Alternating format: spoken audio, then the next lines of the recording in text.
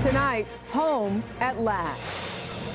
The USS Ford strike group returns to Norfolk, Virginia after nearly a year at sea. The historic deployment, the longest since the Vietnam War. What the Ford carrier strike group did and these destroyers did is exceptional, phenomenal. President Trump back from China. I'm Olivia Rinaldi at the White House. With Taiwan tensions rising and the war in Iran dragging on, why President Trump has some big decisions to make. Also tonight, buying American. We make great deals. We did great trade deals. I'm Lana Zach in Johnson County, Iowa. President Trump is touting billions in new trade deals with Beijing. Why farmers here want details fast. Redistricting fight. Thousands rally for voting rights across the South. A wage fight shuts down North America's busiest commuter rail system. I'm Allie Bauman in New York. Why a strike has thousands of Mets fans struggling with more than just their team standing, and how it's about to get much worse. Storm threat, millions in the path of trouble. I'm meteorologist Andrew Kozak with a look at the danger and why it could last for days. All that, plus weathered warbirds. Old veterans both gathering this weekend in Illinois. CBS's Noel Brennan shares their stories. He has a girlfriend now.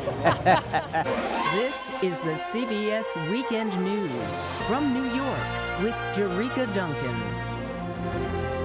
Good evening, everyone, and thank you for joining us this Saturday. Tonight, we begin with an historic return. The aircraft carrier, the USS Gerald R. Ford, and its 5,000 sailors are back at their home port of Norfolk, Virginia. They spent 11 months at sea, the longest deployment of a U.S. warship since the Vietnam War. President Trump is also back in the nation's capital this weekend after wrapping up his summit in Beijing. But uncertainty looms. The Iran war drags on with inflation rising. Gas prices tonight nationwide averaging $4.52 a gallon. That's up 52% from the war's start. They're the highest in California, the lowest in Texas. CBS's Olivia Rinaldi is at the White House and leads us off tonight. Olivia, good evening. Good evening, Jerika. The Pentagon awarded the USS Ford Carrier Group the prestigious Presidential Unit Citation for heroism as the warships finally returned home after 2 defining military missions. After 326 days at sea, the largest aircraft carrier in the world and its strike force returned to Norfolk, Virginia, bringing thousands of sailors home, some meeting their children for the first time. What the Ford carrier strike group did and these destroyers did is exceptional, phenomenal. The deployment spanned the globe, from Europe to the Caribbean and then the Middle East. We did discuss Iran. We feel very similar to Iran. We want that to end. Also home this weekend, President Trump, after his high-stakes summit in China with Xi Jinping. Despite their talks, there was no major breakthrough on the war with Iran, now entering its 12th week. But President Trump said China agreed that Iran cannot have a nuclear weapon. The president, however, said he did not ask for help in ending the war. I'm not asking for any favors, because when you ask for favors, you have to do favors in return. We don't need favors. But it was on Taiwan, a democratic island about 100 miles off of mainland China, that Xi warned could be an issue between the two superpowers. On Taiwan, he does not want to see a fight for independence, because that would be a very strong confrontation. I think the last thing we need right now is a war that's 9,500 miles away. President Trump said selling $14 billion worth of U.S. weapons to Taiwan is still under review. I'll make a determination over the next fairly short period. It would also break precedent for an American president to speak with the leader of Taiwan about a potential arms deal. Meanwhile, Americans at home are still wondering what they got out of the high-profile summit. Jerika? Olivia Rinaldi at the White House, thank you so much. Trade was a critical topic at the Beijing summit. President Trump says he struck, quote, fantastic deals. But U.S. stock markets fell Friday. The Dow closed down more than 500 points with few details about what the two superpowers accomplished. CBS's Lana Zach is in Iowa City, Iowa, with reaction from the heartland. Lana, good to see you. Hi there, Jerika. President Trump is claiming a win for American farmers, but China has yet to confirm any of those details. And for people out here, the difference between a promise and a purchase really matters. Yeah. In Rick Chipman's fields in Harlan, Iowa, young soy plants are starting to emerge. We're off to a good start. He farms 1,800 acres of corn and soy in Shelby County, alongside a hog operation that offset last year's losses following a trade war that was devastating for farmers of row crops. The price of soybeans is still significantly depressed, down nearly a third from 2022. And that's why American farmers had big hopes for President Trump's trip to China. We really haven't heard yet if good things have happened or not. Markets tumbled due to a lack of specifics following the president's promises. We make great deals. We make great trade deals. But China hasn't made any commitments, not the timing, not the volume, not even what they're buying. And that matters because China purchases more soybeans than any other nation. The war with Iran has added additional strain for farmers. About a 50% increase in the price of diesel, and the cost of nearly everything else, from seed to fertilizer, is rising too. There's 1,000, 2,000, 3,000. It just seems like an auctioneer, you know, when you're filling the planter up. More farmers are being pushed into bankruptcy as some look for income elsewhere. There's a lot of farmers thinking maybe it's time to go get an off-farm job just to keep, you know, food on the table. Now, for his part, Chipman says he is better positioned than others, but he cautions we should all be paying attention to farm bankruptcies because he says it sheds a light on the health of the American economy as a whole. Jerika? Lana Zach Forrest, thank you. Two Alabama cities tonight at the epicenter of the 1960s civil rights movement are back in the national spotlight. Thousands of people rallied in Montgomery and Selma for voting rights amid concerns about congressional redistricting efforts. Organizers say those moves and recent legal decisions have crushed decades of progress. Tonight, workers for the busiest commuter rail service in North America are on strike. 3,500 Long Island Railroad employees walked off the job right here in New York. CBS's Allie Bauman is at Citi Field, a major stop in the railroad. Fans and commuters obviously scrambling to figure out how to get from point A to point B. Allie. Good evening, Jerika. The Long Island Railroad is the busiest commuter rail system in North America. Its closure has hundreds of thousands now scrambling to find alternatives. And this system, like mass transit all around the country, is already under constant strain. Fans are heading to Citi Field in New York for tonight's game, but transit trouble is throwing them for a curveball. Probably added about almost 50 minutes to our ride. Long Island Railroad workers went on strike Saturday after failed contract negotiations with the state over wages and health care. It's paralyzing a system that carries about 250,000 riders a day. A strike is not what we wanted. The railroad is part of a system already under stress with slow improvement. New York City, with the nation's largest public transit network, updated its subway map last year, the first time in nearly 50 years. Repair work on century-old train tunnels used by Amtrak and the New Jersey Transit won't be finished for another decade. There are small signs of progress. Los Angeles opened a nearly 4-mile subway expansion last week in its busiest neighborhood. It took 65 years to build. The United States compares unfavorably. Data shows the U.S. offers a fifth of public transit capacity provided by other comparable countries. To world-class standard for transit, we would need to bring our spending up to $336 billion by 2044. The New York Comptroller estimates this strike will cost the region $61 million a day in lost economic activity. And Jerika, the real impact will be felt on Monday when commuters go to work. That's right. The governor asking people to work from home if possible. Allie Bauman, thank you. Tonight, federal investigators are on the scene of a deadly explosion and fire at a lumber mill in eastern Maine. The disaster drew a huge emergency response Friday. One firefighter was killed. At least 10 people, including other firefighters, were hurt. Today, a solemn procession honored the 27-year-old who died. Now to the weather. Tonight, millions of Americans are in the path of some dangerous storms. Let's get right to CBS News meteorologist Andrew Kozak with the very latest. Andrew. Yeah, Jerika, tonight we're watching the potential for damaging winds, large hail, and tornadoes. Our focus is going to be across the southern and central plains as we head into the next couple of hours, where right now we are watching at least 2 large areas of severe thunderstorm watches, including places like Indiana, Illinois, northern Kentucky, and then over toward places like Nebraska and Colorado. Now, these storms continue to ramp up throughout the night, and then eventually tomorrow, early in the morning, it just becomes some rain for the northern plains. But this very slow-moving system will create another large area of severe weather, places like Omaha, Nebraska, Salina, Kansas, and Kansas City as we head into Sunday night. And behind it, we've got cold air coming in, so we have winter storm warnings posted for places like Casper, Wyoming. We're going to be looking at record lows and accumulating snow. Tomorrow, of course, the enhanced risk, that's going to be for the northern plains as we watch that. Meantime, out west, over 20 million people under warnings for fire danger. We're going to continue to see very dry conditions in the desert Southwest and especially across Texas where the fires continue. Jerika? Andrew Kozak, thank you. Tonight, the Colorado River is on the brink of disaster. Its water is shared by 7 states, and that's a big part of the problem. CBS's Jonathan Vigliotti is in Los Angeles to break down those details. Jonathan, good evening.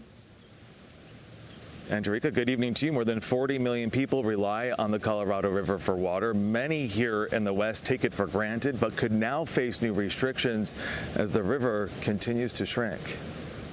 The Colorado River is in crisis. A growing population is taking more water from it as a hotter climate is drying up the supply. The snowpack in the Rockies that feeds the river fell to record lows this winter, pushing major reservoirs downstream like Lake Mead and Lake Powell toward critically low levels. Causes of those declining reservoir levels are multiple. It's not one thing, but certainly this year we didn't get any help from Mother Nature. Federal officials recently began releasing billions of gallons of water into Lake Powell to prevent disruptions in hydropower. At the same time, Arizona, California, and Nevada are now scrambling to conserve water, unveiling an emergency proposal that would pay some users to consume less. But without a broader agreement among the states the river flows through, each fighting for more of the share, experts warn mandatory water cuts could deepen. That would threaten farming, hydropower, and the water supply millions of people rely on in cities from Phoenix to Los Angeles. And with key federal operating rules set to expire later this year, the Bureau of Reclamation is expected to decide this summer how future cuts will be divided among states. Now, there has been some relief. A snowstorm last week in the Rockies dumped several feet. It has helped, but experts say, Jerika, it is not a long-term solution.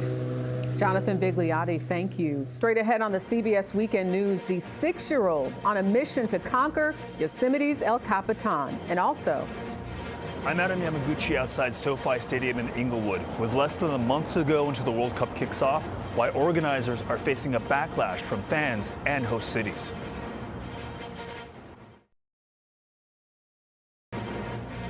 Anticipation is building ahead of next month's World Cup soccer tournament, and so are costs for both the fans and the host cities. CBS's Adam Yamaguchi in Los Angeles has more on the controversy. Adam. This year's World Cup will be the biggest ever, 104 matches across the U.S., Canada, and Mexico. It's expected to generate nearly $11 billion and sky-high costs to attend. But I think it's just way overpriced. On FIFA's official resale marketplace, staggering prices. The sport's governing body pocketing a 15% fee from both the seller and the buyer.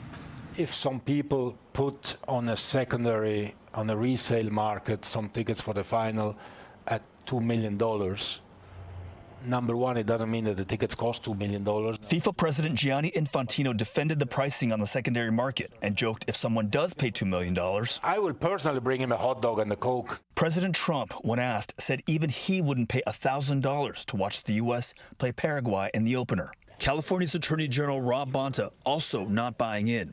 He sent a letter to FIFA Wednesday seeking answers about potentially misleading ticketing practices after reports that FIFA, quote, sold tickets based on seating categories displayed on stadium maps and later altered those seating categorizations before assigning precise seat locations. Here it comes, Di Maria! But the sticker shock doesn't stop at the tickets. Cities are responsible for security and transportation costs, some of which will be offset by federal funds.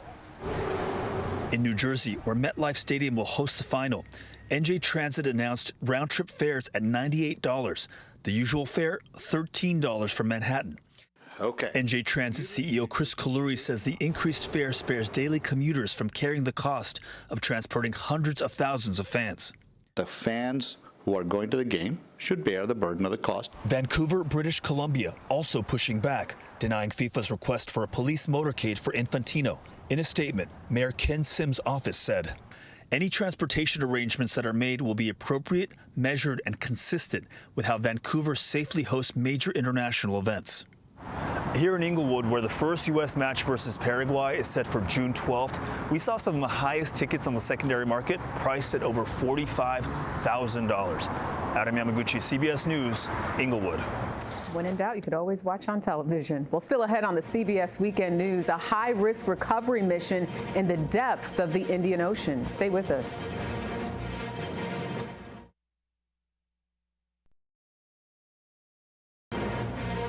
Tonight, the death toll from a scuba diving trip in the Maldives has risen to 6. 5 Italian divers died while attempting to explore underwater caves in the Indian Ocean, 164 feet deep. Today, a diver trying to retrieve bodies died soon after as a result of that recovery mission. A 6-year-old boy this weekend plans to conquer Yosemite's El Capitan. And get this, his name is Joey Danger. Tomorrow, he'll try to make it to the top of the iconic California cliff using ropes. His 2 older brothers accomplished the feat when they were 8. He looks like he's having fun. And an out-of-this-world honor tonight right here on Earth. NASA astronauts Tom Akers and Joe Tanner were inducted into the Astronaut Hall of Fame at the Kennedy Space Center. The men each flew into orbit on 4 shuttle missions. On spacewalks, both helped repair the Hubble telescope. Next on the CBS Weekend News, a salute to veterans gathered for a reunion of the real Avengers. But first, a look back at this day in history.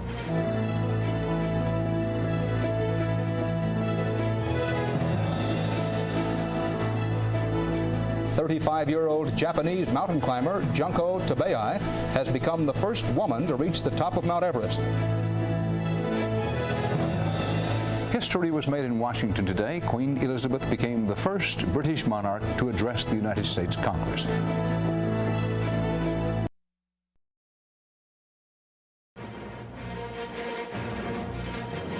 We end tonight in Peru, Illinois, about 100 miles southwest of Chicago. It's the site of a special reunion featuring vintage warplanes and the veterans who once flew them. CBS's Noel Brennan has our weekend journal. Weathered warbirds from World War II. Excellent, that works for me. Still have life and lift under their wings. They put on a show in Peru, Illinois. The TBM Avenger Reunion. Every airplane that you see out here is a veteran military airplane. But more impressive than the planes is the veteran hanging in the hangar. You were a truck driver before you joined the Navy? I didn't know that.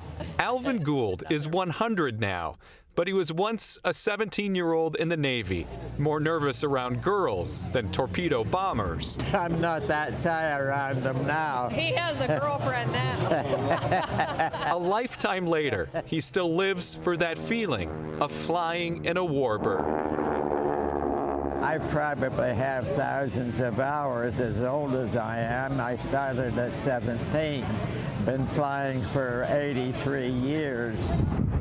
His plane of choice hasn't changed. This is a TBM Avenger torpedo bomber. Alvin swears he's in better shape than the aircraft. I'm not that rusty yet. During the war, Alvin was a turret gunner, and he can show you exactly what that was like. No, I'm gonna go in this way. Every year of the air show, it's like a tight squeeze back in time. Is your butt all the way back in? That's it. Suddenly, a 100-year-old is 17 again. Almost. Well, I was a lot younger then and more resilient. Hard to imagine anything more resilient than a veteran. or the vintage planes they once flew.